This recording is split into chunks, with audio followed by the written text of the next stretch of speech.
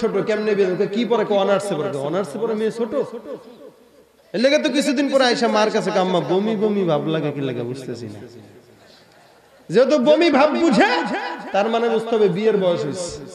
বিয়েটা যত কঠিন করা হবে ধর্ষণটা তত বাড়বে, আর বিয়ে যত সহজ হবে ধর্ষণ তত কমবে। এই কারণে তো কয়েকদিন পর পর 4 বাচ্চার মাও পর্যন্ত আজকে বাংলার জমিনে ধর্ষণের হাত থেকে রেহাই পায়। মনে রাখবেন, আজকে নারী স্বাধীনতার নাম দিয়ে যারা নারীদেরকে স্বাধীনতা চাইতেছে, মুরগির স্বাধীনতা শিয়াল সব সময় চায়। মুরগি সব সময়, শিয়াল সব সময় মুরগির স্বাধীনতা চায়, বিড়াল সব সময় মাছের স্বাধীনতা চায়। ঠিক তেমনি ভাবে লুচ্চা বদমাশগুলো নারীদের স্বাধীনতা চায়। কথা বলেন ঠিক কিনা?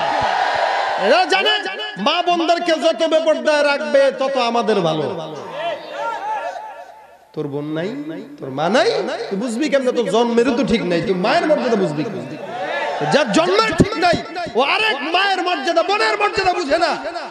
আর যার জন্মের ঠিক আছে ও আরেক বোনকে সম্মান দিতে জানে। বিয়েটা সহজ করেন, তাহলে সব সহজ হয়ে যাবে, দর্শন বন্ধ হয়ে যাবে। বিয়ে সহজ করেন। রাসূল সাল্লাল্লাহু আলাইহি ওয়াসাল্লাম অবিবাহিতদেরকে দেখলে বিয়ে করায় দিতেন, বিধবাদেরকে দেখলে বিয়ে করায় দিতেন। এটাও একটা সুন্নাত। স্বামী মারা গেছে বিয়ে করায় দেন, ছেলে বয়স হয়ে গেছে 25 বছর বিয়ে করায় দেন। কয় এখন বিয়ে করলে খাওয়া মুখি, নিজের পায়ে দাঁড়াইতে শিখি না, এখন বান্দরের পায়ে দাঁড়ায়। আল্লাহ বলেন ওয়ানকিহুল আয়ামা মিনকুম ওয়াস-সালিহিনা মিন ইবাদিকুম ওয়া ইমাইকুম ইন ইয়াকুনু ফুকারা ইউগনিহিমুল্লাহু মিন ফাদলি। তোমরা বিবাহ করো, বিবাহ দাও, যদি গরিব থাকো আমি আল্লাহর দয়ায় বড়লোক বানায় দেব। আরে কথা কয় না?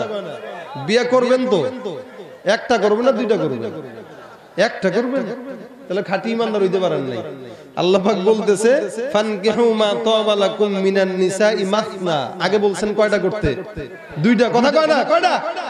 মুরব্বিরা কবে হুজুর এই আয়াত যদি আগে জানতাম এই বুড়ির লগে নি থাকি এতদিন। মাসনা ওয়া সুলাসা ওয়া রুবা, আগে দুইটা করেন, তারপর তিনটা করেন, তারপর চারটা করেন। আশরাফ আলী থানভী রাহমাতুল্লাহ আলাইহির কাছে এক মুরিদ এসে কয় হুজুর বিয়ে তো একটা করছি, আরেকটা করবার মন চায়, করমুটা কি? আচ্ছা ঠিক আছে, আগে বাজারে যায় দুইটা তরমুজ আনো, পরে কইতেছি বিয়ে কয়টা করবা। তরমুজ আনছে, আমার দুই বিবির ঘরে দুইটা দাও। একটা তরমুজ নিয়ে এক ঘরে রওনা দিছে, আরেকটা তরমুজ নিয়ে আরেক ঘরে। কয় বেটা দেড় বেটা দিদিকে কি হুজুর? কয় দুইটা তরমুজ নিয়ে কই যাস? কয় এই ঘরে যাই ওই ঘরে যাই। দুইটাকে অর্ধেক করো, অর্ধেক। দুইটাকে অর্ধেক করছে, অর্ধেক করে এখানের অর্ধেক আর এখানের অর্ধেক মিলায়া এক ঘরে দাও, আর এই দুই অর্ধেক মিলায়া আরেক ঘরে দাও। হুজুর যেই লাও সেই তো কদু, একটা একটা করেই দিতাম। হ্যাঁ, একটা যদি মিষ্টি হয় কম তাহলে যার ঘরে গেলে হয়তো ঠকলো, এটা যদি মিষ্টি বেশি হয় যার ঘরে গেলে হেজিতলো। হুজুর বিয়া করার স্বাদ গেছে গা, একটাই ঠিক আছে। ফাইন খিফতুম আল্লা তা'দিলু ফাওয়াহিদাতান আও মা মালাকাত, যদি ইনসাফ রক্ষা করতে পারেন তাহলে দুইটা করেন, না হয় একটা। বর্তমানে বাংলাদেশে এরকম ইনসাফ হলো আসেনি। আগে যদি জরিনার মাথায় বিয়ে করেন আরেকটা পরে, এবার জরিনার মার কোনো খবরই নেই। কে হেতি হেতির আর ভাল লাগে না, হেতি খালি সারাদিন চেঁচর মেচর করে। দ্বিতীয় যেটা সেটারে এত করা দরকার নাই, একটা করব, বিবাহ করব একটা, এবং বিবাহ করার মাধ্যমে দেশের ধর্ষণ বন্ধ করব ইনশাআল্লাহ।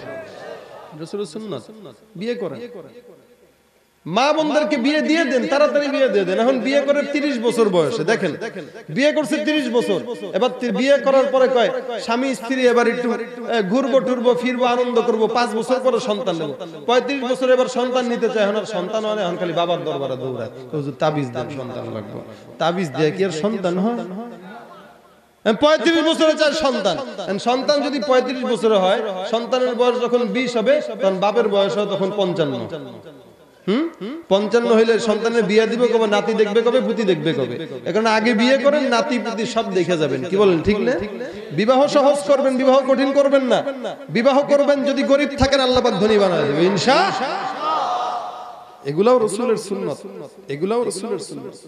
কখনো কখনো বিয়ে সুন্নাত, কখনো ফরজ, কখনো ওয়াজিব, কখনো নফল। যাদের যেটা সেটা অনুযায়ী করবে। বয়ান তো অনেক শুনেন, প্রত্যেক দিনই বয়ান হইতেছে, আগামীকাল আছে। যত বড় বড় বক্তা দাওয়াত দিচ্ছেন মাশাআল্লাহ, খালি এর ভিতরে আমি আর সব মাশাআল্লাহ বড় বক্তা। এই জন্য বয়ান অনেক শুনি, কিন্তু আমরা যারা বলি আমাদেরও মানার মাদ্দা কম, যারা শুনি তাদেরও মানার মাদ্দা নাই। আল্লাহ পাক উভয়কে যেন মানার মাদ্দা দিয়ে দেয়, জোরে বলেন আমিন। সুন্নত মোতাবেক চলার জিন্দেগি আল্লাহ পাক আমাদেরকে গঠন করার তৌফিক দেখ। আগামীকাল পর্যন্ত এই প্রোগ্রামটা যেন আল্লাহ পাক সফলতা দান করে, আসমানি বালা থেকে আমাদেরকে যেন হেফাজত করে, বলেন আমিন। আপনাদের কাছে দোয়া চাই, আল্লাহ পাক যেন আমাদের সকলকে রাসূলের আখলাক অনুযায়ী জিন্দেগিতে চলার তৌফিক দেয়। ওয়া আখিরু দাওয়ানা আলহামদুলিল্লাহি রাব্বিল আলামিন। আসসালামু আলাইকুম ওয়া রাহমাতুল্লাহ।